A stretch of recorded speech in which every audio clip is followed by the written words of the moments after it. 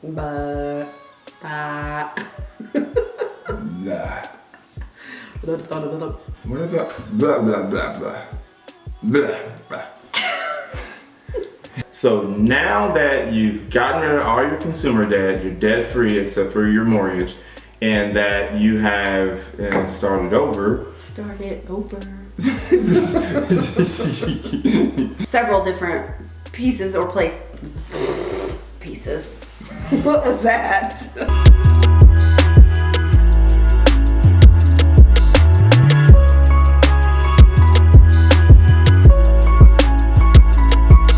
Hey guys, welcome back to the channel. We decided to do a new video today about some questions we had in regards to our prior video, if you didn't check that one out, about taking control of your finances, and a lot of people out here just don't know where to start at. So we thought like something really basic to do would to tackle like Dave Ramsey has his 7 baby steps, and that's like no matter who you are, no matter how long you've been around, it's a good place to start. Yeah, I think you can, to your point, anyone can apply it. I mean, following the steps, it just helps you kind of pay off your debt, start to, take control, build some wealth, that kind of thing. Yeah. So we're just gonna go through, we'll walk through each step and try to explain what that means, and then how you can apply it, and we'll go from there. So the baby step number 1 is a beginner emergency fund. So you want to establish and save $1,000 for those things that pop up that you don't expect. So that could be your car breaks down, your kid has to have some emergency dental work, it could be anything. It's just important to really have that in your back pocket so that when something comes up, you're not scrambling or using your credit to come up with that. Yeah, that's really important. Yeah, I mean, because you never know what can happen. So instead of like putting yourself back in the hole, which your goal is to get out of debt, you have that money just sitting there. So you want to hit that first $1,000 in like a separate like savings account. Don't put it right in your checking account because it's too easy and too tempting to spend that money. You'll spend it. Yeah, you'll spend it. Okay, so baby step 2 is going to be pay off your debt, and that's all your debt excluding your mortgage. And so any like credit card bills, car payments, student loans, and the preferred method by Dave Ramsey, he says to use the debt snowball, which I'm in agreement with. That's what we did. So in a debt snowball, what you do, you take all of your all the debt that you have from the smallest one listed at the top, and then the biggest, and you list them down to the biggest one. And so the idea behind the debt snowball, so say for example, you have like a credit card that's like $500, and then you have like a car payment that you're like $5,000 on, and you have like a student loan that's like $10,000 on. So what you would do, you pay off that credit card first, and so say you were paying $100 a month towards that credit card bill. You're paying $100 for that, you're paying like $200 for your car payment, and then another $100 for your student loan. So what you do, that $100 a month that you pay towards the credit card, go ahead and like hit that with everything you can, get that credit card paid off. And then what you would do, instead of like, oh, I'm rich again, instead of using that money and spending it, take that money that you were applying. So if you're applying an extra $200 a month towards that credit card, now you apply that $200 to say that car payment, so you can pay down that car payment faster. And then once you pay that car payment off, you take that extra money that you're paying plus what you're normally paying on that car loan, and then you apply it to the bigger loan so you can help snowball. It's a snowball effect, so you have more money to pay that principal off faster. Yeah, and I mean obviously it varies based on how much you have, but I would say at a normal average rate, you can do that in about 18 to 24 months. So depending on how much debt you have and where you're sitting. But yeah, I mean the debt snowball, once you're hitting off those small amounts, it's just kind of, it continues on that pace, and it really helps you kind of attack those bigger ones faster, and once you pay the smaller ones off first.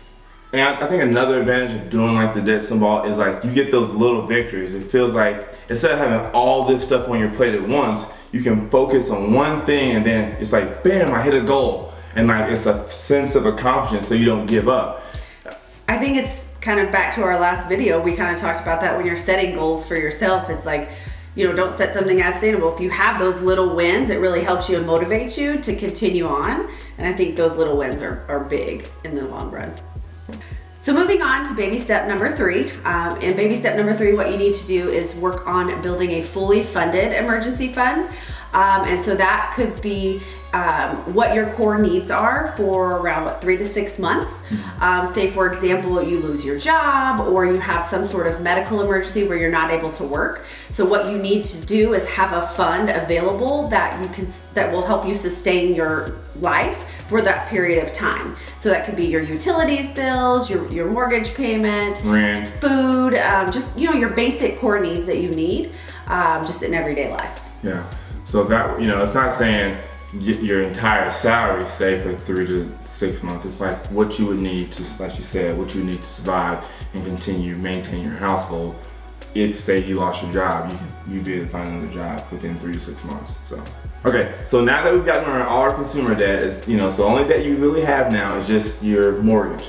And now that you have a fully funded emergency fund, and remember, we keep that in a separate account, not in our checking account, because you still have fat money sitting there. It's too tempting. Yeah, so we want to keep that separate in a savings or like a money market savings account.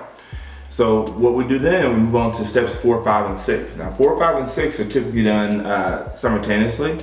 So we'll start with baby step number 4, and that is save 15%, invest 15% of your income into your retirement.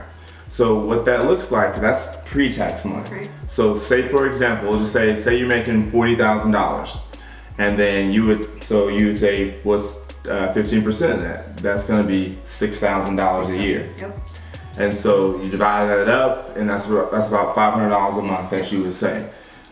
Now, some people, it depends on where you're at. Some people may have, like with their company, they may have like a 401k that you should be investing in, because most companies do have that. And if your company offers that, you should be taking advantage of it. And even lots of companies do a matching with their 401k. So if your company has that, you should take 100% full advantage. I know our companies do, and you know, we max that out. We want to make sure that we're taking advantage of what our company gives us, because that's a great investment in your retirement.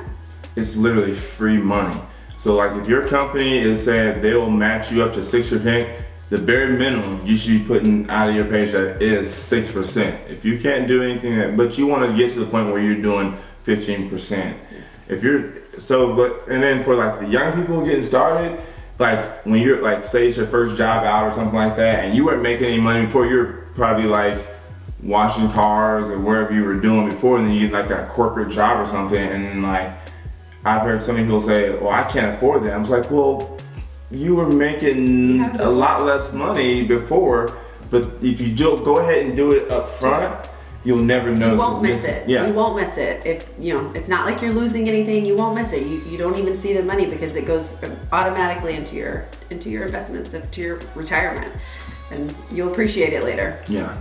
And so if your company doesn't have like a 401k, you may want to look into like a Roth IRA that you can contribute yourself. There's another option if you don't have a company that does that. All right, moving on to baby step number 5. That is saving for your kids' college fund. You can do this by saving in a regular savings account, or you can really make your money work for you, and you can set up a 529. I know not everyone has kids, but it is a good option if you do have children and you would like them to go to school in the future. It's a good option for them to have and set them up for success in the future. But if you don't have kids, then we're going to move on to baby step number 6. Okay, so baby step 6 is pay off your mortgage. And so this one was a big question that we had, and I had comments and texts and stuff in regards to like, so why are you paying your house so early? So it can mean a lot to do different reasons for different people. For us, it was having that peace of mind, because not only do I get rid of that headache and I take control of my money again, like in the current job market right now, things like business have been going under. The last thing I want to worry about is whether or not I have a place to stay at. Yeah. It's been tough. It's been a tough year. And it's something that you don't want to have to worry about. You know, you're going to have a roof over your head. Where are my kids going to, be protected? Like, it was a lot for us. So yeah, I want that security of knowing that's the last thing I have to worry about. And then on top of that, once people are like, why don't you just invest that money? I said, well, if I pay my house off early and I got that peace of mind, then I can slam down on our investments that we really want to do. Like, we can buy some rent, we can do more for rental property, we can really put more towards our retirement and things like that. It frees up our income to be able to do more things that we enjoy doing. Yep, exactly. And I think, to your point, us saving, and really that on our last video we talked a lot about paying our house down and paying it off, and that's really our goal right now. That's where we're at, is trying to achieve that baby step number 6. But there's so many things that we want to do in the future, and really eliminating this that's hanging over our head, it will help us to do those things with our family in the future. So that's really what we're doing it for us. But yeah, we're excited for that. And I'll be excited when we get to achieve that step and move on to the next one for sure. Yeah. All right, so moving on to baby step number 7. Once you've paid off your mortgage, you've got your emergency fund, you've done all the things, you have no debt. Next step is to build wealth and give. So I think it's important. Obviously, you want to build wealth so that you can, help your family and for future generations within your own family, but also at the same time, it's important to give, whether that be to your favorite charity, it could be helping out other family members or friends. I just think it's important to also give back to others, Yeah.